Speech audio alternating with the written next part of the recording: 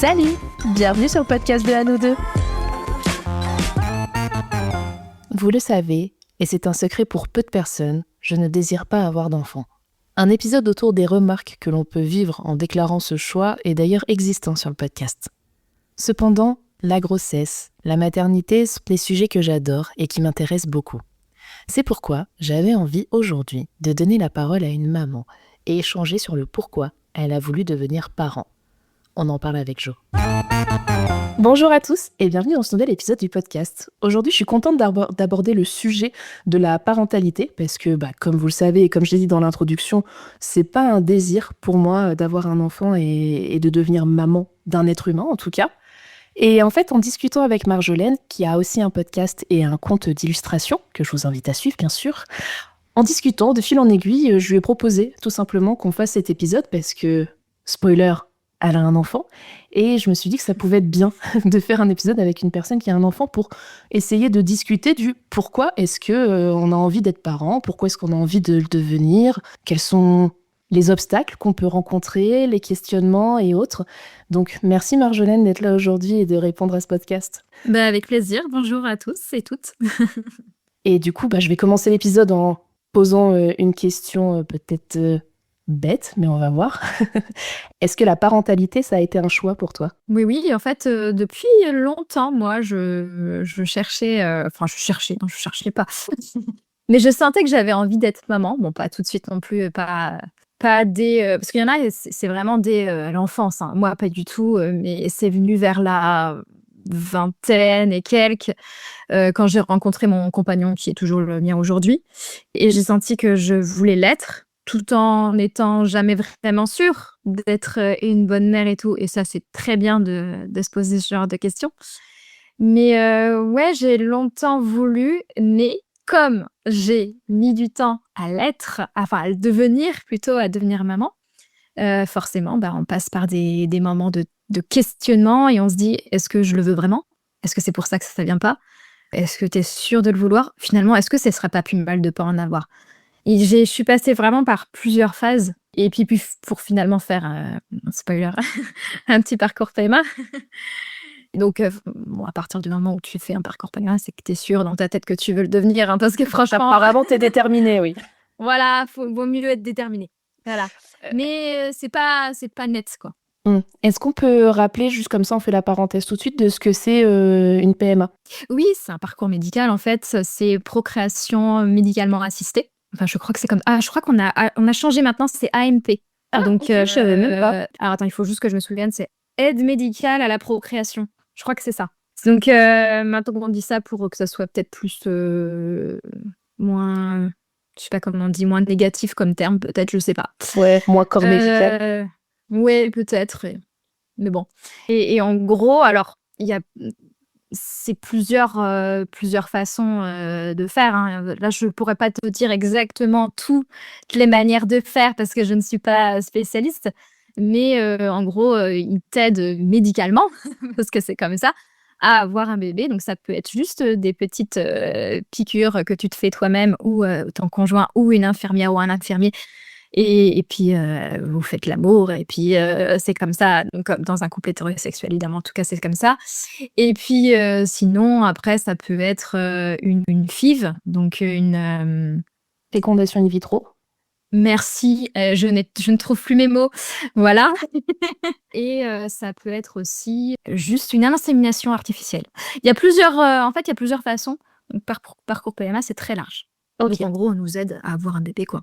Donc effectivement, bon, tu l'as dit, c'est un parcours qui n'est pas forcément simple. Et voilà, je pense qu'à partir du moment où tu te dis « je vais me faire aider pour avoir un enfant », c'est qu'effectivement, tu es sûre d'en vouloir un. Oui, surtout quand t'aimes pas les piqûres, il vaut mieux être sûr. Puis il n'y a pas que les piqûres, hein, il y a aussi beaucoup d'intrusions Intime. d'intrusions intimes. Voilà, quand on n'aime pas de base aller chez le gynéco, là, il faut mieux oublier. C'est vrai, on n'en parle pas assez. Peut-être qu'on fera un épisode spécial là-dessus un jour, parce que je pense que ça peut aussi être intéressant. Mais aujourd'hui, ouais, c'est vrai que je voulais faire cette parenthèse parce que ça fait partie aussi de ton histoire en devenant maman et en devenant parent avec ton conjoint. Donc c'était quand même important de le préciser, je pense. Donc tu disais que ce désir, tu l'as eu en fait en rencontrant ton compagnon ? Enfin, j'imagine pas tout de suite, hein, mais Ouais, en fait, petit à petit, en fait, bon, j'ai envie de dire, il y a la société aussi qui fait ça, hein. On te dit: «Tu es en couple, allez, c'est quoi l'étape d'après?» Mariage, enfant, enfin bref, il y a tout ce genre de trucs. Bon, bah, le mariage, pas du tout pour l'instant, en tout cas. Mais c'est vrai qu'en fait, la société, comme d'hab. Du coup, c'est pour ça que je me suis posé beaucoup de questions. Je me suis dit: «Est-ce que c'est la société qui fait que j'ai vraiment envie de devenir, parent? Ou est-ce que vraiment c'est moi qui ai envie au plus profond de moi-même?» De toute façon, je pense qu'on se le pose à un moment donné beaucoup. En tout cas, les parents plus vieux, les parents très jeunes qui tombent très vite, enfin les femmes en tout cas qui tombent très vite enceintes. Peut-être qu'elles ont pas le temps de se poser la question, c'est vrai. mais en tout cas, je pense à partir de 30 ans, on se la pose, vraiment si c'est vraiment que la société qui nous pousse ou est-ce qu'on en a vraiment envie et c'est très bien qu'on se la pose. C'est très, très bien parce que c'est important. Parce qu'on revient pas en arrière. Oui, parce que bon, faut quand même prendre conscience. Puis je pense qu'il y a aussi tout ce truc. Alors moi, tu vois, du coup, j'en veux pas, mais je sais pourquoi j'en veux pas. Et ça, c'est quelque chose que je disais dans l'épisode que j'ai fait à ce sujet-là. C'est que quand t'en veux pas et que tu dis que tu n'en veux pas, on va te demander pourquoi. Alors que quand tu dis que t'en veux, mais personne te demandera pourquoi t'en veux. C'est Je suis tellement totalement normal, d'accord. en fait, tu vois. Bah, du coup, je me permets de te demander, pourquoi est-ce que t'as eu envie de devenir maman et d'avoir un enfant? Eh ben, je trouve que c'est une très bonne question que tous les futurs parents doivent se poser, hommes ou femmes ou autres. C'est moi en tout cas, c'était pas pour avoir un bébé, juste un bébé et le pouponner et tout, parce que c'est pas du tout mon truc. Mais alors pas du tout! De toute façon, les gens qui me connaissent le savent. J'adore les bébés de loin. C'est fatigant, tu fais au début, tu fais pas grand-chose avec eux, il y a pas d'interaction et en fait, moi, j'aime bien faire des activités avec tout, de l'interaction avec eux. Bref, donc alors évidemment, c'est ma fille, je l'aime de tout mon cœur, il y a pas de souci, ça n'a rien à voir. Mais du coup, c'était vraiment pas pour ça que je voulais être maman, c'était surtout pour la transmission. J'aime transmettre des choses et lui apprendre le meilleur de ce que ce monde peut nous offrir et comment je sais pas comment, s'ouvrir au monde, je sais pas. C'est transmettre, toutes mes valeurs que je peux avoir et tout ce que j'ai appris et faire en sorte que ce soit une bonne personne qui améliore peut-être ce monde, ce futur monde qui paraît très négatif, en ce moment.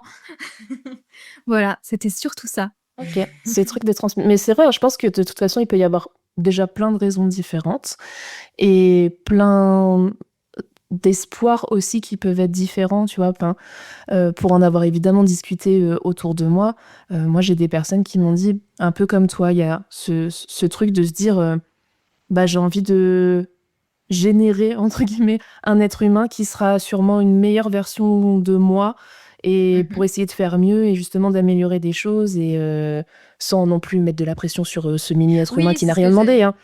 C'est pas du tout ça, mais voilà, c'est dans l'optique de se dire, bon bah, je vais peut-être essayer d'engendrer un être humain qui sera meilleur, qui fera mieux, qui fera autrement et qui fera qu'on évoluera peut-être un peu moins merdiquement que, que ce C'est qu'on peut ça. faire jusqu'à maintenant. Mais tu vois, j'ai aussi des personnes qui vont me dire, bah, et c'est sans aucun jugement, enfin, de toute façon, c'est jamais le but du podcast, hein, mais tu vois, j'ai aussi des personnes qui vont me dire, bah, j'ai envie d'avoir un enfant ou j'ai eu envie d'en avoir un, dans l'idée d'avoir toujours un être humain avec moi. Tu vois, de se dire, bah, au moins, je sais que je serai plus jamais seule, que j'aurai toujours quelqu'un qui sera là aussi pour m'aimer, pour me supporter, pour voilà. Bon, chacun voit les choses comme Oui, il le veut, chacun, hein. voilà, ouais, Mais sauf tu vois, que avec le temps, ça peut ne pas se passer comme ça. c'est ça, c'est qu'on sait jamais non plus ce qu'on engendre, hein, donc faut se méfier, on sait pas. Mais voilà, je pense qu'effectivement, il peut y avoir plein de types de raisons différentes. Par contre aussi, tu vois, je me disais tout à l'heure, tu disais quand une jeune femme a un enfant, elle a peut-être pas eu le temps de se poser toutes ces questions. Mais si, tu vois, je me suis dit, mais si c'est une jeune femme qui, depuis qu'elle est au collège, elle a envie d'être maman, Oui. bah en fait, si, peut-être qu'elle a réfléchi, alors, pas avec autant de recul que quand on a 30 ou enfin voilà, qu'on a C'est dans ça. la trentaine. Mais je me dis, bah, elle a réfléchi avec ses ses atouts et son expérience à elle, quoi.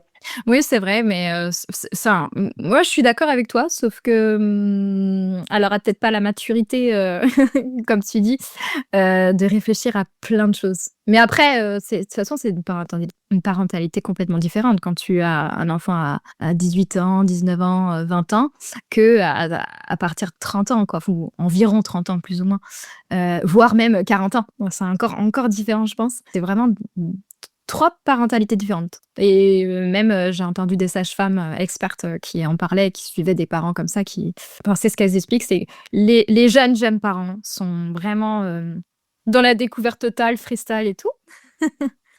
Les trentenaires se mettent la pression totale, mais complètement se mettent la pression pour être des parents parfaits et cetera, et surtout les femmes, malheureusement.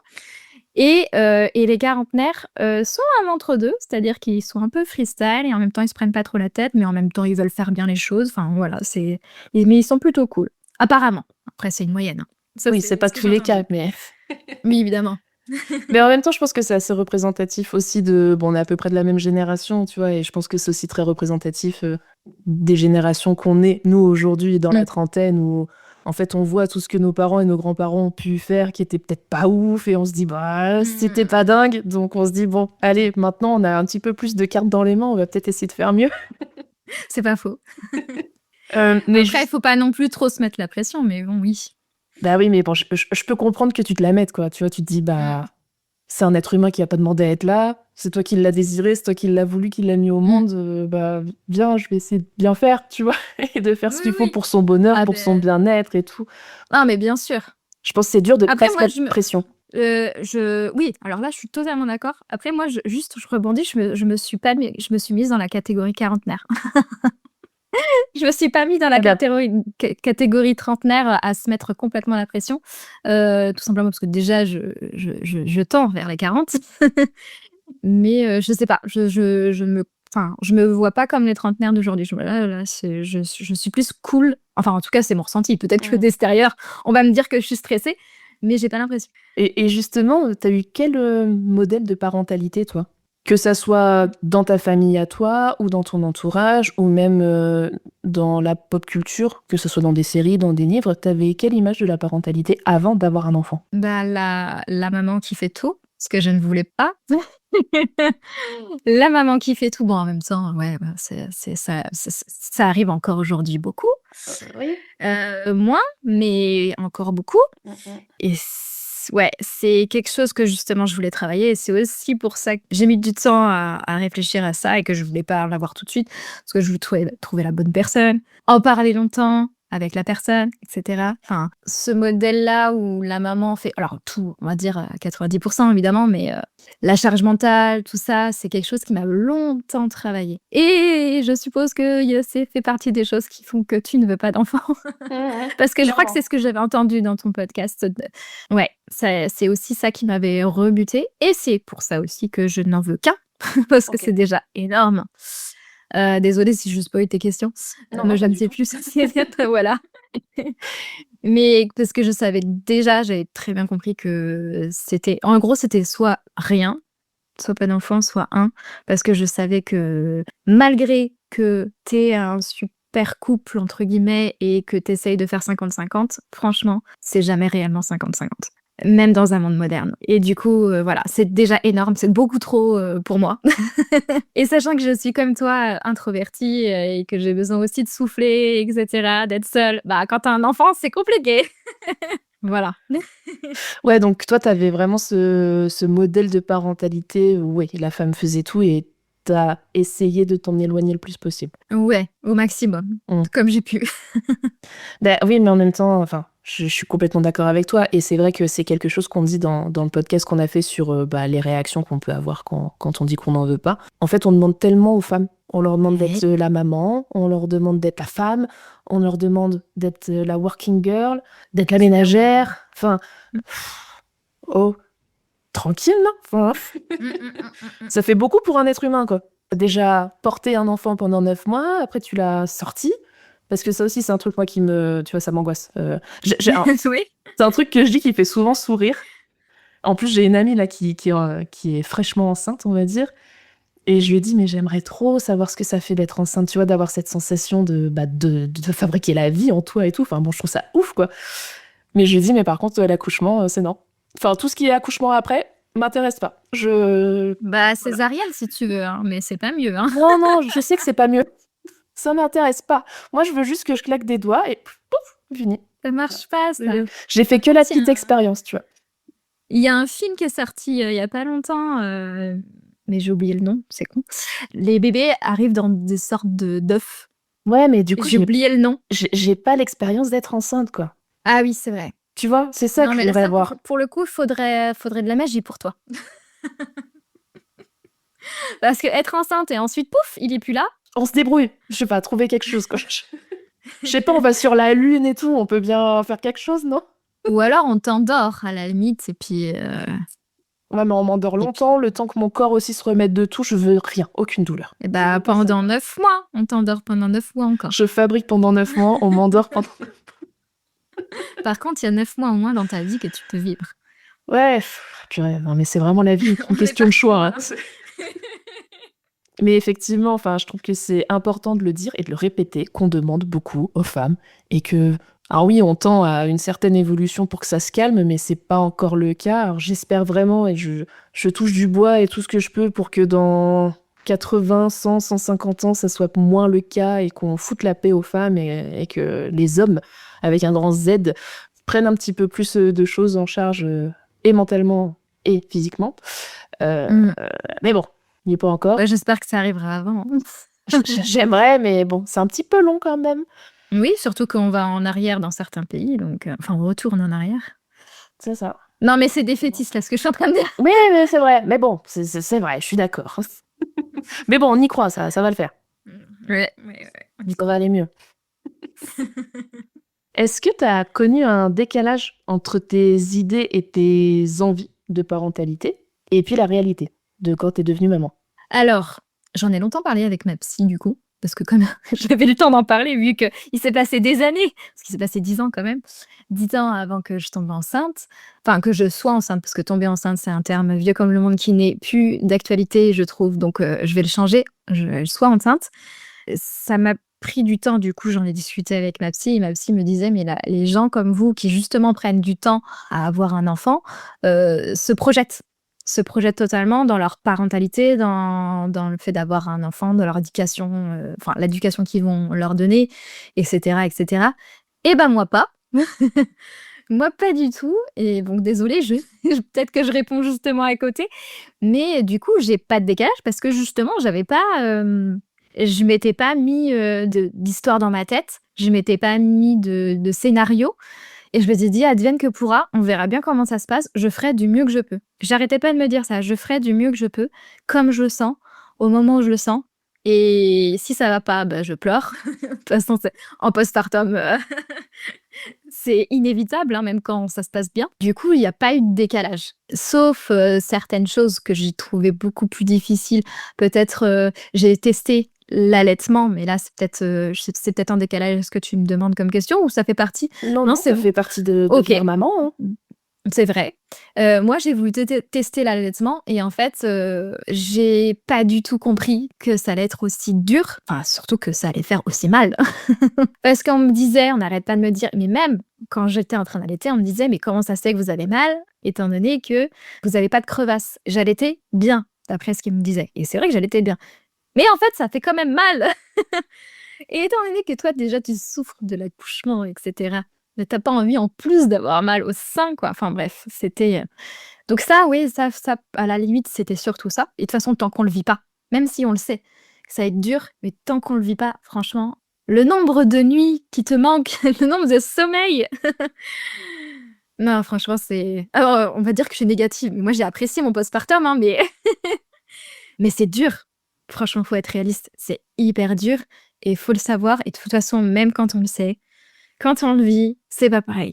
C'est pour ça qu'il faut être vraiment en accord avec son compagnon ou sa compagne, parce que vraiment, c'est dur.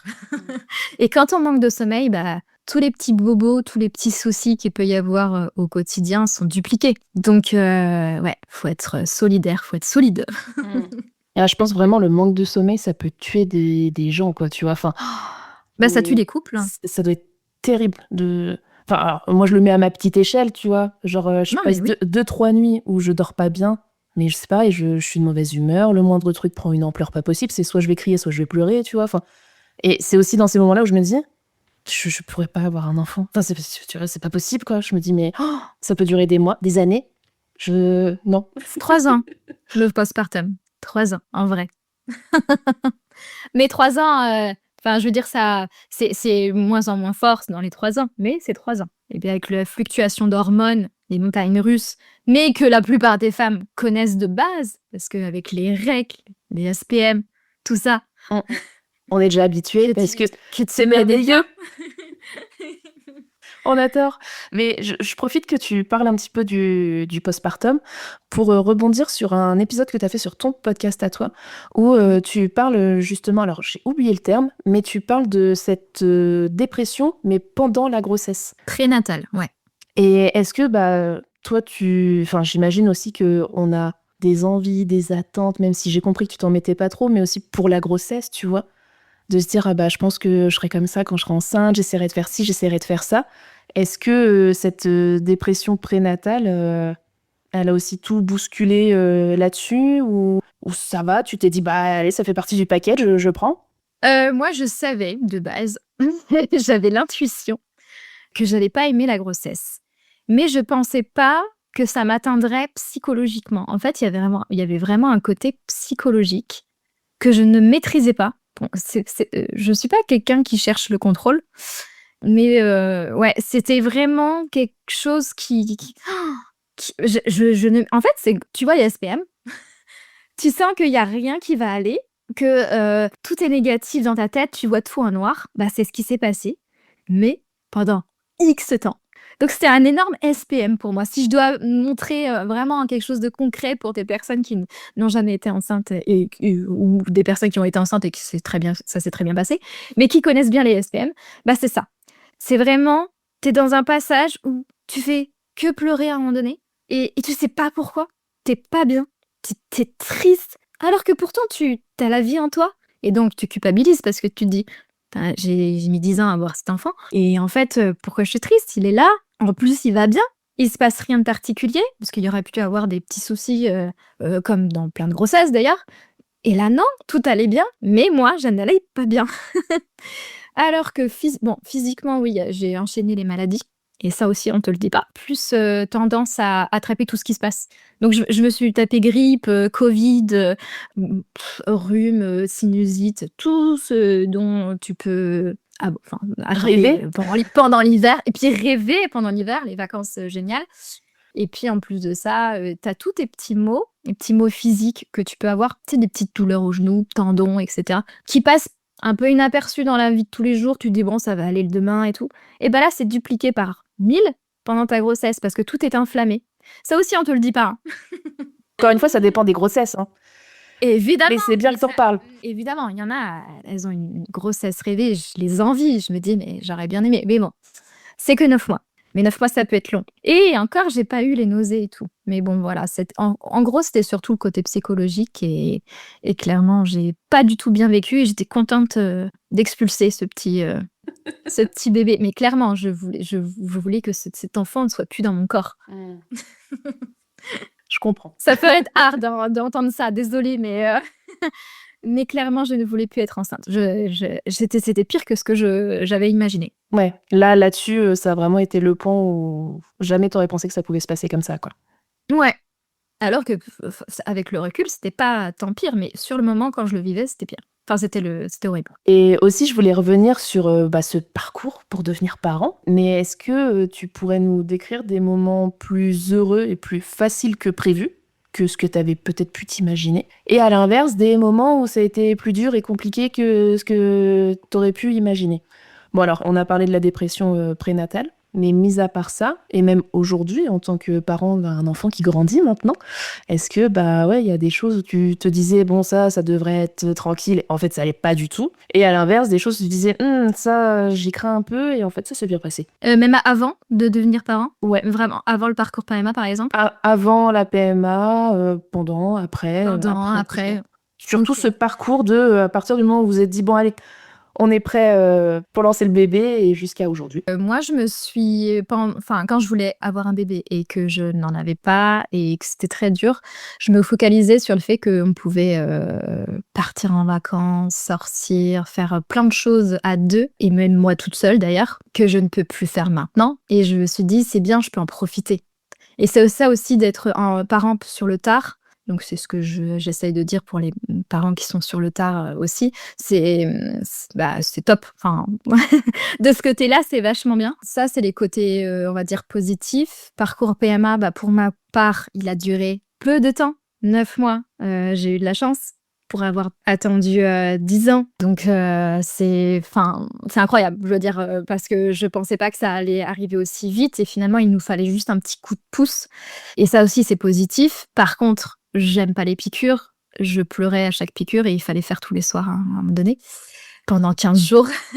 Et puis ça fait mal, hein, parce qu'on injecte, un produit enfin après en fonction des personnes, il y en a qui ça leur fait rien, mais moi je sais que ça me faisait mal. Ça doit être une chochotte, j'en sais rien. Après, niveau parentalité, ouais, ça a été dur quand tu l'entends pleurer et que tu sais pas pourquoi. Franchement, c'est dur de décoder au départ, tu tout, mais bon, ça c'est le package quoi. Faut prendre, ouais, c'est comme ça. Mais toi, t'es crevé, t'as pas eu le temps de manger, c'est à peine si t'as le temps de prendre une douche et puis ton enfant, il pleure, il pleure, il pleure et en fait, il est collé à toi H24 parce que t'es la maman et qu'en fait, parce qu'il est collé à la maman.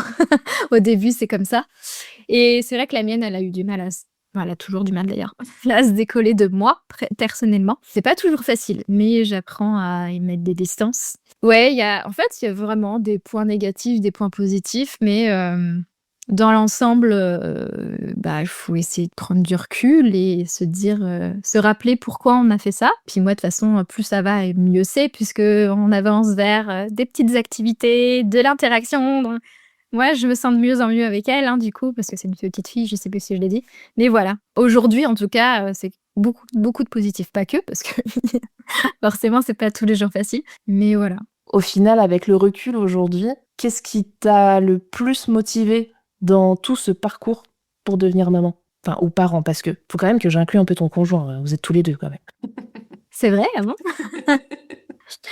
Qu'est-ce qui m'a le plus motivée? Je saurais même pas dire. Je pense que cette envie de transmettre, hein. Ouais, c'était vraiment cette détermination pour pouvoir C'est faire. Ouais, je pense. En fait, j'avais ce sentiment déjà qu'il me manquait quelque chose, mais j'en étais pas totalement sûre. De toute façon, jusqu'à ce qu'elle arrive, je savais même pas si j'allais apprécier d'être maman. Donc vraiment, je me t'ai dit: «Si ça se trouve, tu vas pas aimer et tant pis, de toute façon, c'est irréversible». Très bien que je me pose cette question et que je réfléchisse jusqu'au bout. Mais j'avais peur de ça, mais sans avoir peur non plus. Enfin, j'étais vraiment, en freestyle, quoi. On a Mais compris que c'était ton dada. ah ouais, ouais, totalement. Mais en même temps, il vaut mieux pas trop se poser de questions des fois, hein. Et est-ce que ton conjoint est comme toi là-dessus? Pas du tout, lui, il est dans le contrôle permanent de tout, désolé, hein, mais il le sait et du coup, il avait besoin que déjà, par exemple, je sais pas, ne serait-ce qu'un petit, détail, connaître le sexe pour, Se projeter et tout ça, peut-être? se projeter, alors que moi, je voulais un bébé surprise, quoi. Ok. Parce que j'en avais rien à faire de connaître le sexe de l'enfant. On a 2 personnalités assez différentes sur ça, mais qui sont assez complémentaires, C'est ce que donc j'allais c'est dire. plutôt pas mal. Voilà. Ça se complémente. Bon, moi, je voulais un bébé surprise quand même, mais bon. C'est comme les Kinder Surprise. Non, je rigole.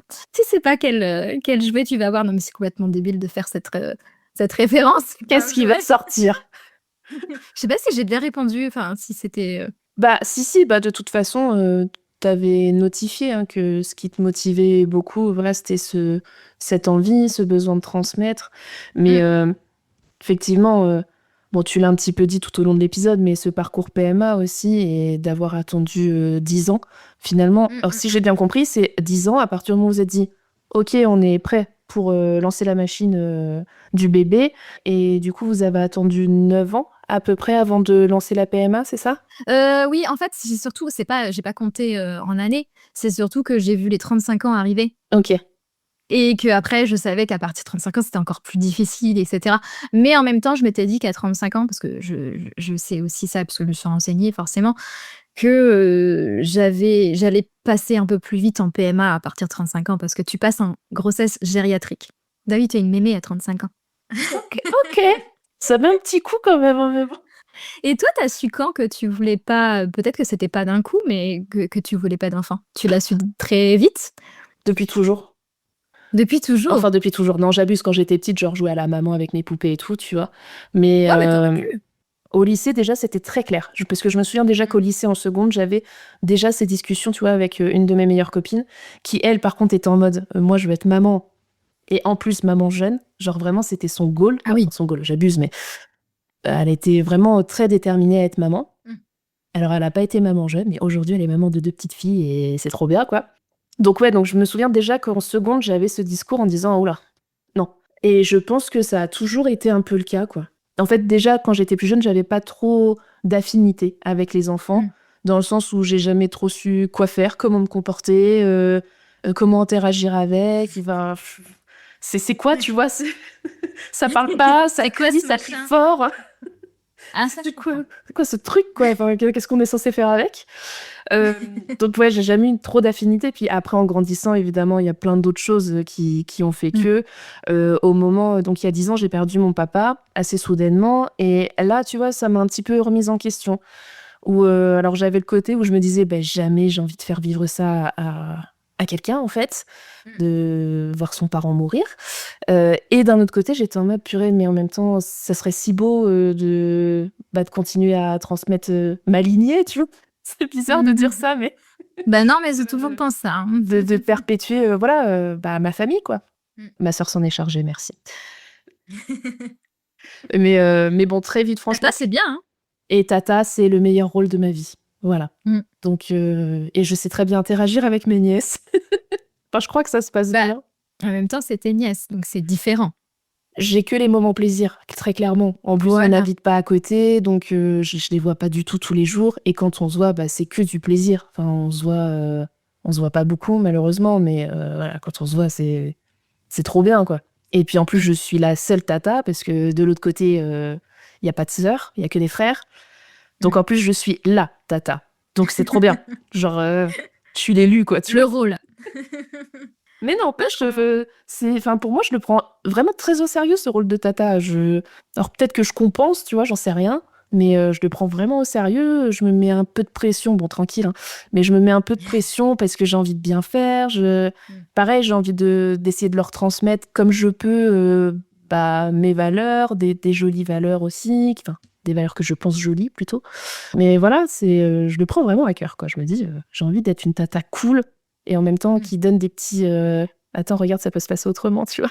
Et j'espère que je serai la tata qui les accompagnera quand elles iront se faire leur premier tatouage, si elles ont envie, tu vois. Genre ce genre de tata, quoi. Putain, les premières bêtises. Exactement. Enfin, je fais pas je dis pas que le tatouage est un bêtise, c'est juste que je pensais à ça. Non mais si, voilà, ça peut paraître, on peut dire, ah, on fait une petite bêtise. Voilà.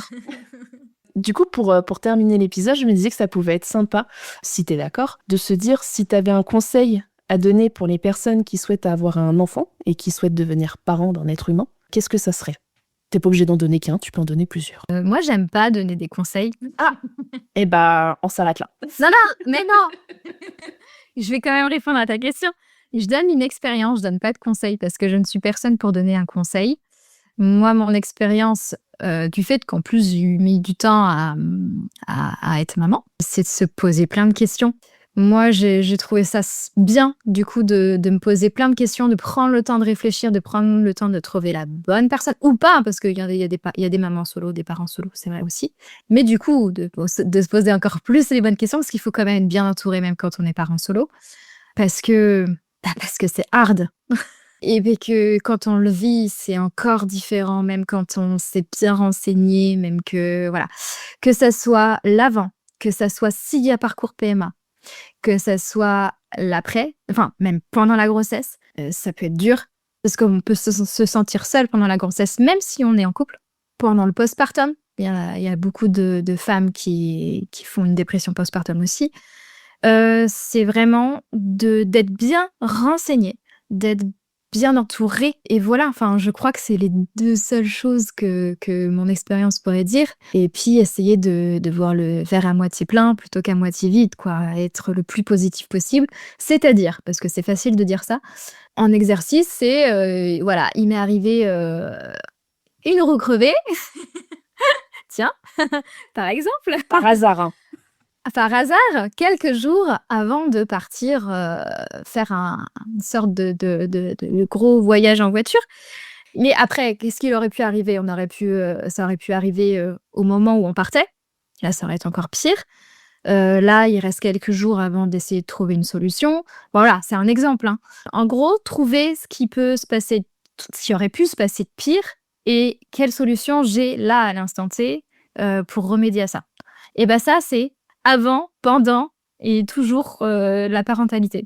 Avant aussi, enfin voilà, tout ça, je trouve que c'est important de se poser les bonnes questions et de positiver au maximum. Je sais que c'est difficile, mais une fois qu'on a, encaissé le choc d'une d'une annonce, voilà, d'une mauvaise nouvelle et cetera, et ben, de se dire: «Bon, OK, comment ça aurait pu se passer si ça avait été pire?» et cetera. Voilà, je trouve que c'est important. Est-ce qu'on peut dire que ça s'appelle relativiser? Oui, tout à fait. Tu as bien résumé. Est-ce que tu avais quelque chose à rajouter avant qu'on termine l'épisode? J'aimerais bien rajouter que personne n'est parfait ou parfaite, qu'on n'est pas du tout obligé de devenir maman, papa pour être heureux dans notre vie. Et voilà, encore une fois, il faut se poser les bonnes questions et savoir ce qu'on fait. Et être heureux, c'est dans plein de choses de la vie qu'on découvre et voilà.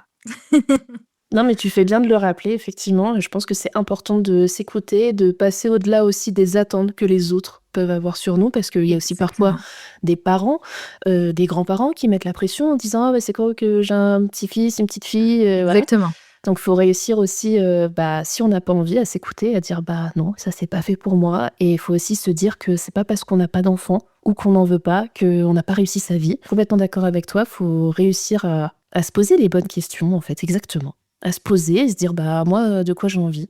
Et se dire aussi que on a le droit de changer d'avis. Que peut-être qu'à 20 ans, on va se dire non, là, moi, j'ai envie de ça et de ça. Et qu'en fait, à 25, 30 ans, on se dit en fait, pas du tout. Et Ouais, peut-être qu'à 40, ça aura encore changé. Et puis voilà. Et pareil, quand on a un enfant et qu'on nous met la pression pour en avoir un deuxième, voire un troisième, etc., si nous, on sait qu'on n'en veut qu'un, ne pas écouter les autres. C'est tout. Non, mais c'est vrai, parce que c'est vrai que quand on a le premier, c'est l'effervescence. Et après, il y a souvent la pression du alors le petit deuxième. Alors, le deuxième. Voilà. Calmez-vous, ok? Là, tu veux le faire à ma place? Il n'y a pas de souci, fais-le. Je te le donne, tu me le rends vers 10 ans. Il est bien, tu vois, c'est... Ah non, tu le gardes. C'est un peu extrémiste. Non, merci beaucoup. C'est de l'humour. Ouais, Avec plaisir. Normalement, les personnes qui écoutent ce podcast, ils savent qu'on c'est rigole. Hein. Mais ouais, merci beaucoup Marjolaine.